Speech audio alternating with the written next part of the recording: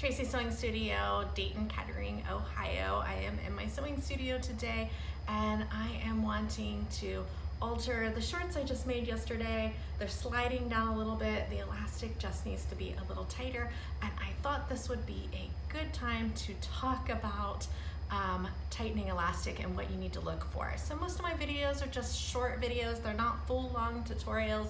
We're just talking about a few tips to help you alter or change, fix your own clothing. So I don't have a lot of time with my job, so this is it. So a couple things you want to look at. You want to replace or tighten your elastic. The first thing you want to look is how is it sewn in. Sometimes they're cover stitched, chain stitched. You'll see like top stitching, and then the back you'll see loops. That's chain stitching. They're chain stitched in, and the elastic can be harder to get out. Or is the elastic loose in there? So if the elastic is loose in there, that's pretty easy. A lot of times it'll be top stitched down on one of the sides, and you'll go in and remove those top stitches. It's hard to get to the top stitches on the outside because they're stitched in the ditch sometimes, you can always flip inside and remove some of the stitches that way, and then get it open. You'll want to pin the elastic down if it's loose in there, because as soon as you take what's holding it down, guess what it's gonna do? It's gonna snap back in there, and that is not cool. It's a little snaky is what I like to say. So you'll wanna pin it down, pop your stitches and pull it out. Let's say that it's chain stitched in there.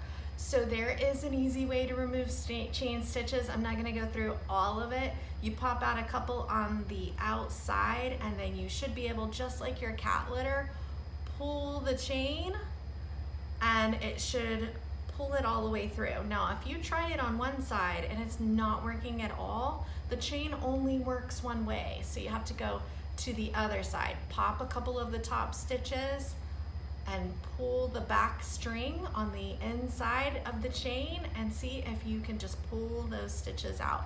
Now, sometimes it gets stuck in the stretchy material if you're working with stretchy material, and can be a real pain. And once you get started, if you love your pants, you'll just put in the time and rip out all of the layers of sewing. Once you get inside, you'll be able to see if your elastic is dry rotted. Elastic shouldn't be put in the dryer, and so that's what happens a lot of times. It loses elasticity because it's constantly heating up from washing and drying. So if you really love something, perhaps consider not putting it in the dryer if it has elastic and you want it to last. The stretchy material also has elastic in it, and it can mess your fibers up, and that includes your swimwear and your activewear. So consider possibly not drying this stuff. Let's see, is there anything else? Did I miss anything?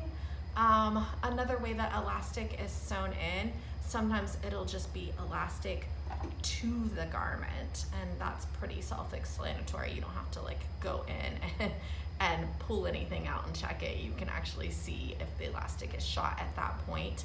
I'm gonna try to go in and move this elastic without taking apart all my cover stitching, my serger stitching, my regular stitching, by pinning it down and just making a little tiny hole on the inside and grabbing it and pulling it from there. So that's what I'm gonna go for, and then I'm going to just top stitch this closed again. So that's it. Tracy McElfresh, Tracy Sews. I run a large meetup group. I facilitate Dayton Garment Designer Meetup. If you're local and you want to meet other people that sew, even if you're not really good, you don't have anything to give away, because we do fabric swaps and pattern swaps, you could still come and make friends. People bring a lot of stuff. We're happy to get rid of it, so don't worry about that. September 21st, 2023, maybe 22nd, it's a Friday, we're meeting at Wright Library. If you look for our group on Facebook, Dayton Garment Designer Meetup, you'll be able to see, and I believe on my Tracy Sewing Studio Facebook page, I have made an event as well, but you'll want to see future things, so you'll want to join the group if you're a Facebook person.